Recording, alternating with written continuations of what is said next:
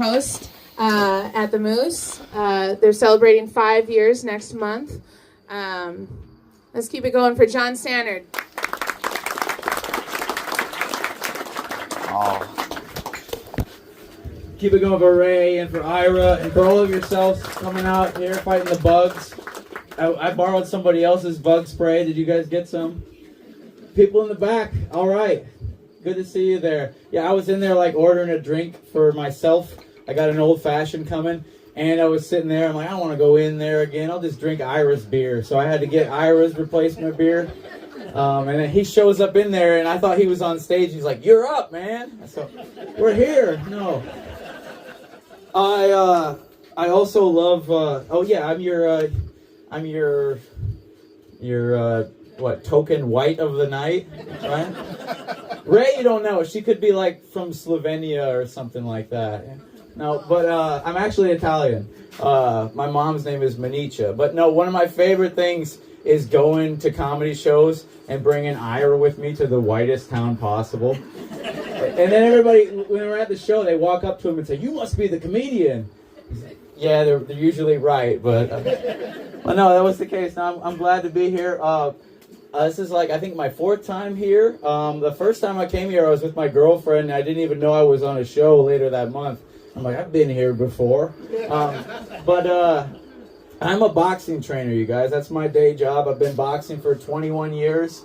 I've been coaching for 7. Doing my job just keeps me relatively in shape.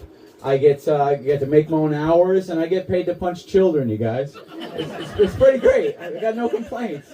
And don't get me wrong, I don't want to hurt kids. I hope none of you want to hurt kids. But how often you want to hit them, right? I get paid for their parents spank me, too. It's pretty great. But, like, in the boxing world, you see a lot of, like, expressions, some things that I think are kind of ridiculous. Like, I hear this one a lot, and it's supposed to be motivational. Say, get knocked down 7 times, get up 8. Why? You get up 7 times, you're up. Why do you need to get up again? Maybe the person that said that got hit in the head a little bit.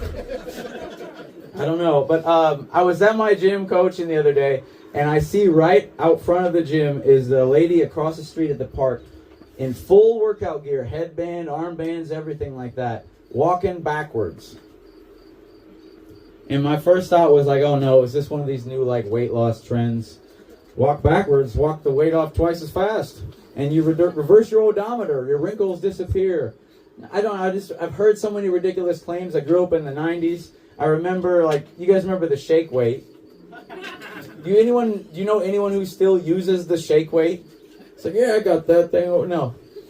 I remember, I don't know the name of it. It's been that long. But do you guys remember what I call the belly buzzer? It was this pack that you'd strap on your stomach and you could just sit back. Oh, hell yeah. Thank you, sir. Give it up for Zach and Sam, you guys. That's good. It's old-fashioned, yeah. But there was this thing you could strap on your stomach, and it would zap your abs into fitness, evidently. You could sit back and eat potato chips, and you get in shape. That didn't work. And I remember, now, help me out if you remember this. Do you guys remember Wow Chips? The Alestra potato chips. They had them corn chips, too. They were fat-free. They were cooked with an oil that was fat-free, and they tasted the same. And for like a whole summer, everyone was eating them. They had Doritos, picked them up. They had the nacho cheese ones, Pringles, Tostitos. It was all over the place. And then our asses started leaking. You guys remember this?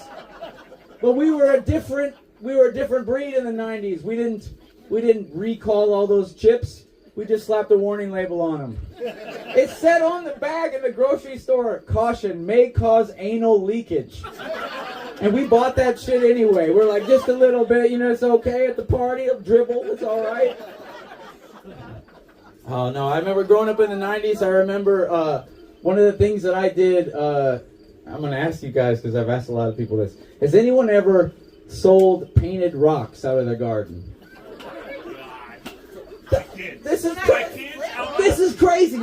Ira's been in enough shows with me. I've asked that like 100 times. Nobody, except for like a month ago, and now you, sir. So my kids put a cardboard table on the street and would go to the train tracks and get rocks off the train tracks and paint them and sell them to random people. Perfect. I would do the same thing. We would use like fingernail polish and whatever we could find, and I'd paint like ladybugs and butterflies. I didn't set up a shop. I threw them in my wed wagon. My wed wagon.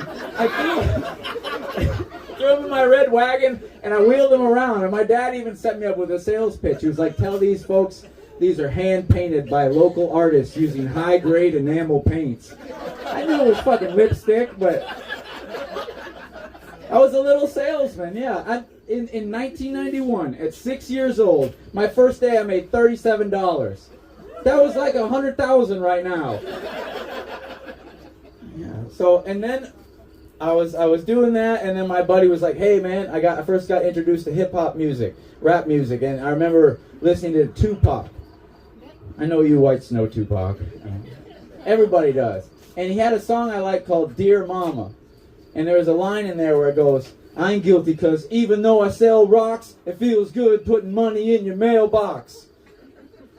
Right away I was offended. Like, what do you mean, even though? What's wrong with selling rocks, Tupac? I've been selling rocks since I was 6, man. And why do you leave the money in the mailbox? That's so weird. I give the money directly to my mom, and if I'm a good boy, I get a rock of my own. No, I love the music. I love the melodies, but I didn't understand all the innuendo. Like, I was at my middle school dance, and they were playing this song by this band called Next, and it's called Too Close. You know it, it's like dancing real close, real slow. You're making it hard for me. I didn't know he was talking about his dick. I was like, these feelings of dancing are so hard for me. I was like dancing up to my guy friends, like, you're making it hard for me, buddy. It's not working. And then my friend introduced me to Notorious B.I.G., and he had a song called Hypnotized, and it goes, Biggie, Biggie, Biggie, can't you see? Sometimes your words just hypnotize me. And then out of nowhere, he just goes, yeah, leave that ass leaking. What are you into, Biggie? Oh! That was loud. And then I got it. Biggie, he likes women who eat the Wow chips. That's what it is. And I thought that for many years. And then I got a girlfriend, and she showed me what leave that ass leaking means. I didn't even know my ass could do that, you guys. It's so stupid, I don't know why. But I did meet a girl a couple years ago on online dating. Anyone use that? You're like, yeah, no, we were married before the internet existed. I met this girl. There was an app. I'd never used it before, and they're like, best dating app. I Googled that, and Match came up, and then they wanted money. So I was like, let me rewind. Best free dating app, and OkCupid came up, and there was a feat you used to be able to send pictures to girls, but you know why they took that away, right? But you could send one message to someone that you haven't matched with yet, and I saw this girl, and I sent her what I thought was a very eloquent message, and she looked at the message, she looked at my profile, and then she rejected me, and I was like, oh, whatever. And then 3 weeks later, I got a message in my Facebook Messenger message request that said, hey, 3 weeks ago you messaged me on OkCupid. I thought you were cute.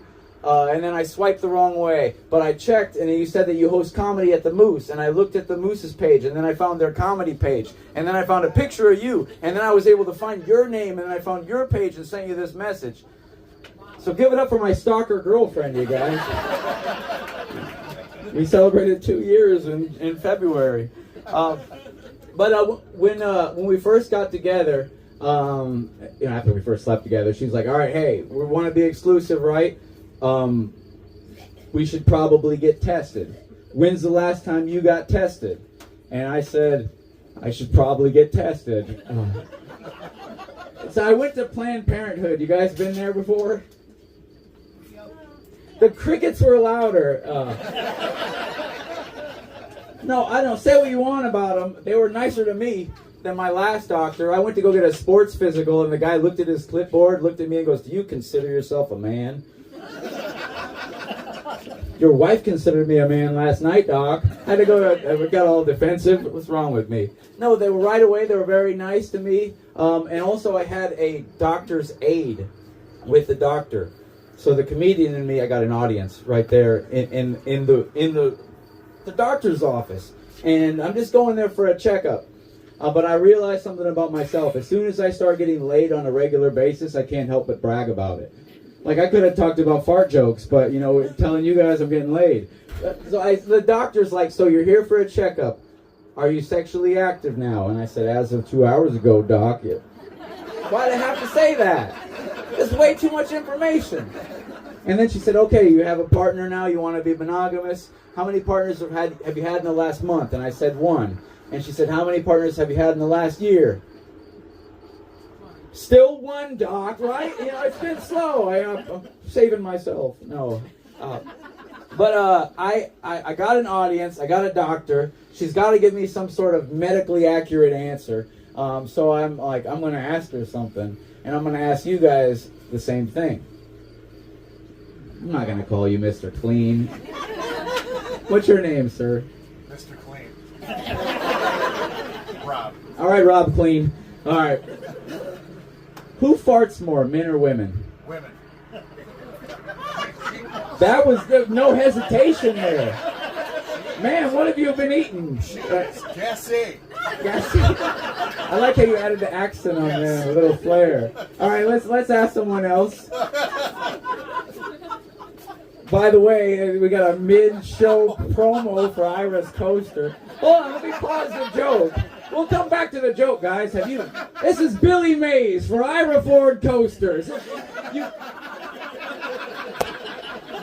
Scan it. Takes you to the joke that you just heard. No, you haven't heard this one. All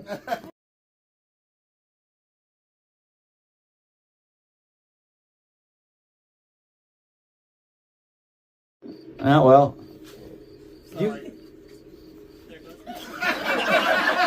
All we heard is crickets and Ira saying sorry, but that's okay. What was I saying? Men. Yeah, you think men's, or you think women? Well, or you think just her? If you take my wife out of the equation, it's equal. we have loose floorboards in our house. Is she sitting on the ground? All right, enough picking on Mrs. Clean. I've asked a lot of people that couples, and I've heard women that traitors to their own race. They that women, we are the ones. I've heard men that blame their spouses. I've heard men say, I didn't even know women could fart. I thought it was like birds. Birds can't burp, right? Women can't fart. And I asked the doctor this, and she laughed, and then she said, John, we all fart the same. And I think that is pretty impressive, ladies, because I also heard, and you got to confirm this, you can fart more way than one. The pussy fart, is it real? Is it a myth or a legend? What is it? Is it it's both. It's a legend. It's real. Yeah, she's got double trouble on you, Mr. Clean. No, I just don't. I think you ladies are taking this for granted. You don't know the gold mine you're sitting on. Literally sitting on. Like, if we could penis fart, we'd be doing that all the time. You know, we did that was up thing forever. It would be the new roaring 20s of penis farts. Like, I'd be in the elevator with the old lady giving me the literal stink eye. And I'd be like, yeah, Edna, it was me, baby. But which one was it, the front or the back, right? Well, so yeah, we all fart the same according to the doctor. And your boy's clean. So we're good in that department. Oh, where the hell was I? You guys are a lot of fun. Oh, so my girlfriend and I celebrated 2 years in February of this year, and earlier in this year we decided to have a baby, and it started to get a little bit difficult because she moved to Idaho. Yeah. What? Yeah, she moved to Idaho. So, like, well, she got a great job there. Her mom lives there. It's going to work out. So I was kind of hoping that I already got the job done before she left. Like she was already packing or holding or whatever the term is for with child. I wonder when they got in the airport, though, when the x-ray scanned her, where they're like, you're going to have to buy another ticket, man. And I'm like, yeah. But this is for the guys, because I didn't know this. I knew that women pee on sticks to find out if they're pregnant or not, for a pregnancy test. But did you know, guys, I know women know, that they have all sorts of these pee sticks that tell them different things? Like, she had a stick that she pees on, and when she's extra fertile, it makes a smiley face. Why can't we pee on something and a smiley face happens? Everyone I pee on frowns. No, I think we're perfectly equipped to have pee sticks that tell us things. Like, why don't they market these to men? Like, imagine just coming home and be like, look, honey, I don't have COVID. Or, you know, it gets a little bit more obscure. You're like, look, babe, I'm a Gryffindor. But I know why they wouldn't market them to us. Because we'd leave the used pee sticks on the counter. They'd be like, oh, look at that. Let's go watch the game. And she'd come home and be like, babe, again. It's like, I'm sorry, I have tetanus. I forgot. But we are trying, and then on our anniversary. Oh wait, no, I'm skipping ahead. This is important. I hope all of you feel it is important too. You guys look. I can settle in your eyes. I'm buttering you up a little bit. I see lovers in this room. This outdoor. This is not a room. I see a lot of people that care about each other, and like, I've always been a lover, and when it comes to like going to the bedroom, being intimate with each other, I'm not happy unless she's happy. I would not want to if she hadn't, you know. It's say fuck but not come. All right.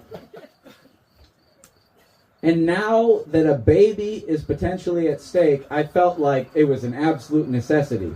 Like, let me back up. I used to think that you had to make a woman come for even her to get pregnant. As I see all of you, we know that's not true. Just throw it in there and you're good. But I felt like this is important. If a baby is conceived in the absence of a female orgasm, I feel like that baby's going to be weaker. Somehow that baby's going to be self-entitled. Like I don't want that kid. I want it. So I always want to make sure that her needs are taken care of. But then I started thinking about that too much. Like, was I born of mutual orgasm? You guys ever think about this? Right? You do? Hell yeah. I'm fist bumping this lady.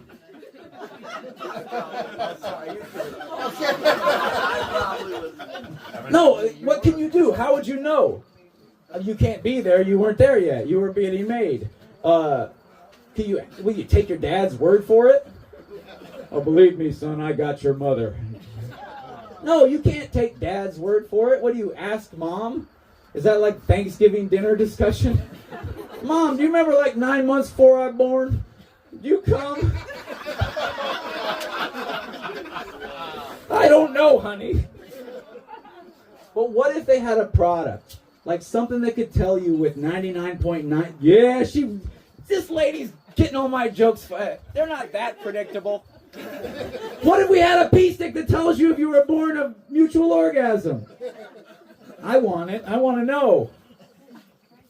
But on our anniversary on February 2nd, she sent me a picture from Idaho of a pea stick with a positive pregnancy test. So I'm fertile still.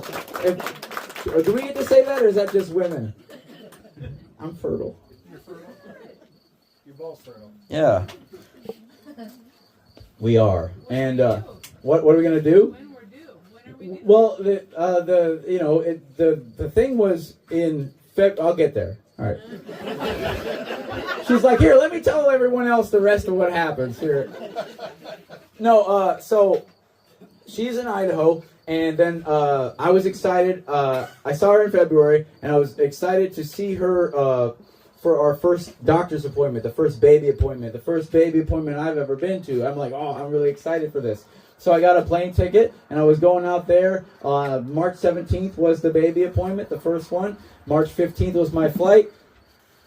Giant snowstorm canceled all the flights and all of the weather, like everything. I couldn't be there. I had to be there for a Zoom call. It was so ridiculous. And there wasn't even a doctor's aide for me to make jokes to. No, so I'm in like the Zoom call for the baby appointment. And I'm saying, hey, babe, and I see her, and then they pan over on the ultrasound, and I don't know anything, but something looked wrong. And then they said, yes, this is a common miscarriage. It's called, oh, damn, got hit by a bug right at that point. It was like the forces of nature telling me, well, you'll know about that in a second. Yeah, we had a miscarriage. It was something called an anembryonic pregnancy, so we lost the baby. And I don't, it was just March 17th that I found this out. With comics, a lot of our jokes are about truth, about real things, not because we're trying to vent up here. You guys aren't my therapy session. But, we're trying to make funny of things that are hurtful in life.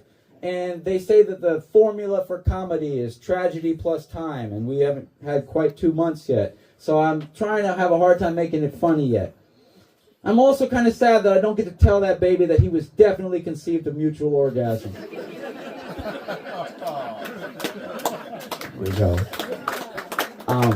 But to talk about something lighter, the last argument that she and I had when we were prospective parents regarded, she called me and she's like, hey, John, if we have a boy, I don't want to circumcise him.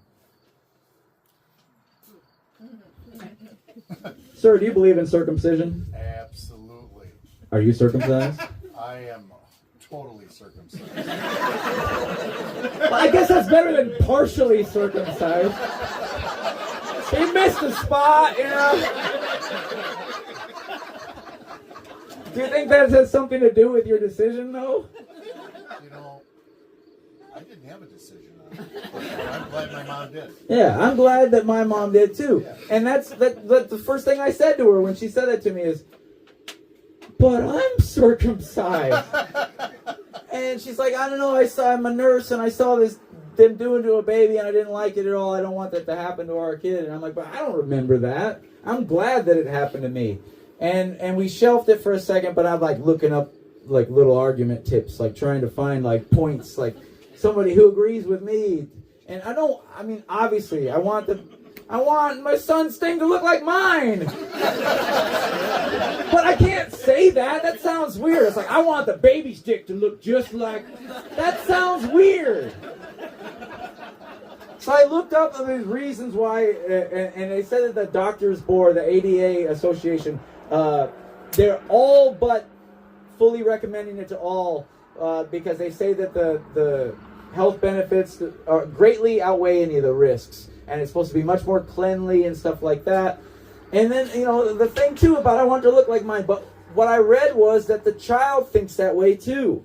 If the child is uncircumcised and I'm not, like the child will, when he's old enough to realize it, and he sees mine, he'd be like, why does dad look like mine or that? And why do I have a fucking elephant tusk here? What's going on? I don't want the kid to feel different than me. So, like, I had this ammunition, but I wasn't sure yet. So I'm like, what do you do in times of need? My dad's not around, unfortunately. He passed. But I asked my mom, and she had the perfect answer. She was like, the poop gets stuck in that bag on your penis, the little poop sack. It fills up with poop. You gotta peel that back and clean that out. It's nasty. Your cousin Bill had it done, and their parents got it done later because they were sick of cleaning it. And I tell you, if I'd watch a baby, I wouldn't clean it if I didn't like the baby. And maybe spray him off in the sink or something. Thanks, Mom. So I don't know what to do with that, so I was just ready to say to her, like, hey, I just hope we have a girl. But I recorded I headlined a room that was a favorite room of mine in Minneapolis, and it was a big thing to me, because like in the last couple of years, I've gone from like an open mic host to a feature, Ira's feature, and now like when I asked Ira to go on the road with me, I'm like, can you feature? He's like, motherfucker, you're my feature.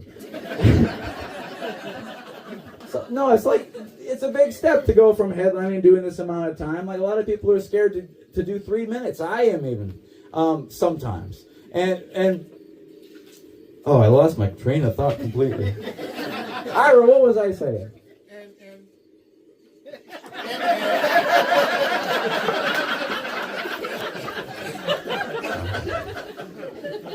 Well,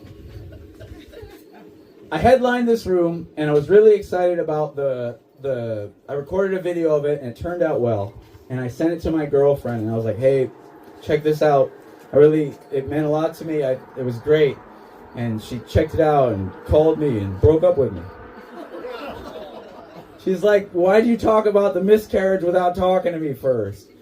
And I talked about the miscarriage, and she didn't like the circumcision bit either. She wasn't a fan of that. So we broke up. So good night, you guys. No. No, I'm here. We're making fun of shit. Like, I love her very much. I loved her. It's part of life. I'm 40. We'll get through these things. But so now I'm doing stuff to try and keep my mind busy and keep myself occupied, having a good time with friends like you guys. Rob Clean, you're the man. But like one of my favorite hobbies to do to keep my mind off any of this stuff is like I like road signs. Very simple. Like this drive was so good for me. Like I didn't even have to drive. I'm just looking at signs, and like there's a bumper sticker that I like. It looks like baby on board. You get up close, it says baby up in this bitch. I want that. I know I don't have the kid yet, but I should be able to get that. Is that appropriating dad culture? I'll just flip the words around. Bitch up in this baby. And I'm the bitch. Ira and I were driving to a show, and we saw a bumper sticker that looked like that same one. And we got up close, and it said, kids up in this bitch. And I was like, my joke's growing. It's getting older. And Ira, without skipping a beat, goes, I don't think bitch up in this kid is going to fly. Good call. Good call. But my favorite bumper sticker, well, it's not a bumper sticker, it's a road sign. It's in Lowry. It's just a gas station. It says pump and munch. Giant sign, pump and munch. Do a little pump and munching, right? I got so excited I called my mom. I was like, Mom, there's a big sign. It just says pump and munch. And she's like, oh, that's nice. Unfortunately, your father preferred come and go. Oh, my mom's a cool lady, though. She gave me my sense of humor. She introduced me to a lot of the music I love. I like old R&B, like old soul, like Otis Redding, Tina Turner, The Temptations. The Temptations can take a song about kidnapping and make it romantic, right? I know you want to leave me, but I refuse to let you go. That's kidnapping. It's like buy the book Kidnapped. Ask my lawyer friend. Yeah. Times were different back then. You had to show a woman you loved her by holding her against her will. Maybe not. No, so I like music like that, and I host comedy at the Moose. If you're ever in Minneapolis, come to Northeast Moose. We have our 5-year anniversary show next month, June 22nd. We even had Fancy Ray headline once. Anyway, it's a karaoke bar. Our comedy's downstairs, the karaoke's upstairs. And the host of the show, she's a good friend of mine, a big supporter of the show. And she's like, John, I heard you going through the breakup. Come through, sing a song, lift your spirits. I know you need it. And so I went out there and I sang some Usher, and I was like, yeah. And then I sang Otis Redding, Try a Little Tenderness. And as I'm walking off the stage, this nice black lady is walking directly up to me. And she stops me and she goes, baby, you were black in another life. That's the best compliment I've ever gotten. I went and sat down. I'm like, I don't even care if I'm broken up with. I might go home with that black lady tonight, and we'll see what happens. And then, no joke, she went up on stage and sang Stacy's Mom. Stacy's mom's got it going on. I don't care what ethnicity you are. It's not cool to walk up to you and be like, you were white in another life, man. Very pale, I could tell. No, and I guess I got to get back into the dating business, right? If I want to have that family. And I made the mistake while I was like promoting a show of selecting Facebook dating. They have Facebook dating now. It's really lame. I thought Facebook dating was like you just mark yourself as single and say, who wants some? Facebook dating is an app now. And I went on there, and the first girl that I dated on there, she came to a show with me in Irish. She was really big sweetheart. I liked her a lot. She liked me. We got along great. She'd only dated women previously. I was the first guy she's dated. But we were having a good time. And then we slept together. And then she said, John, I really like you, but I am really gay.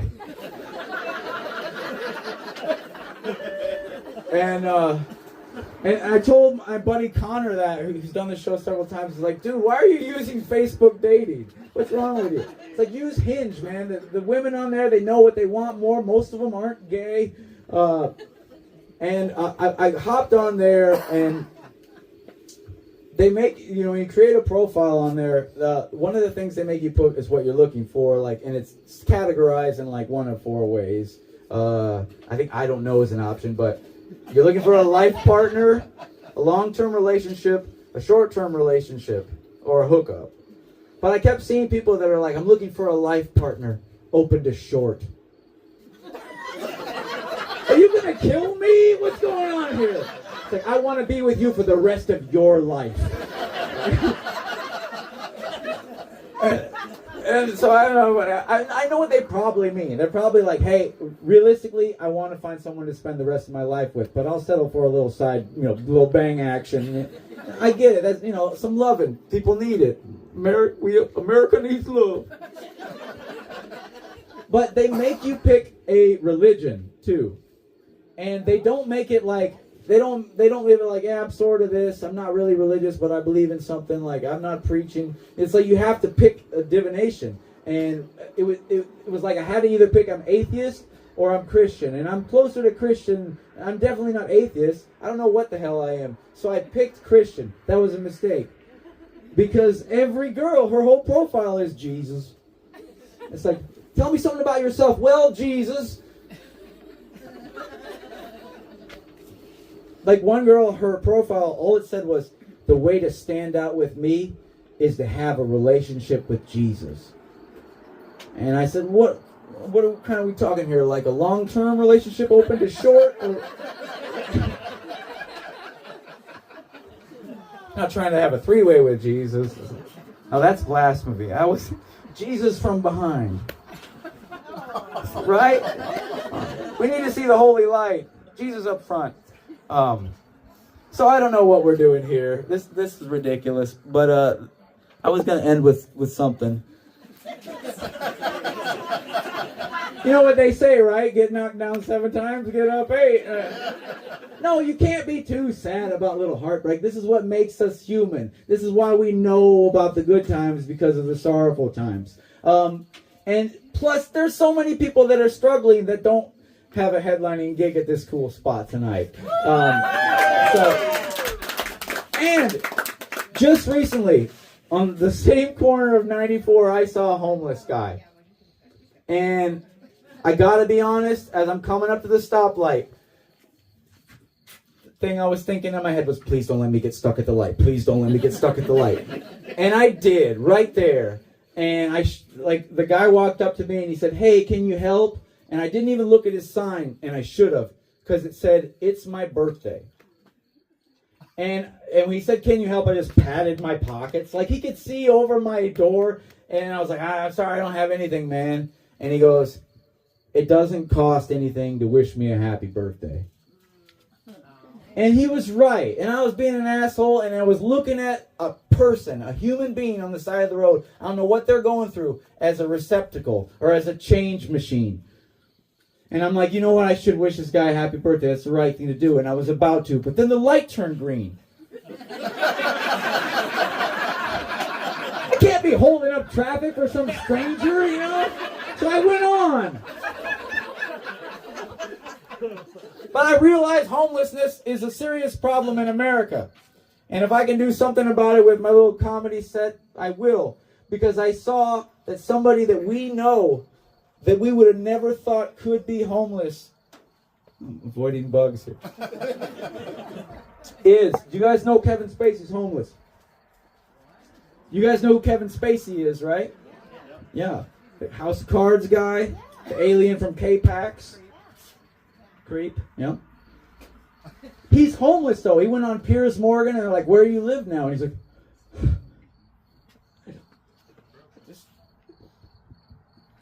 he's homeless.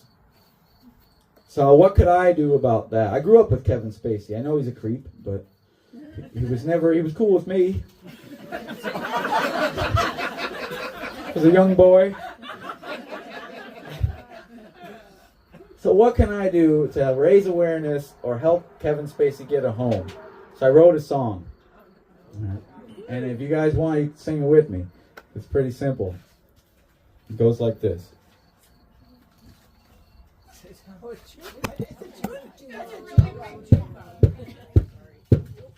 We gotta come together as a country and find a home for Kevin Spacey.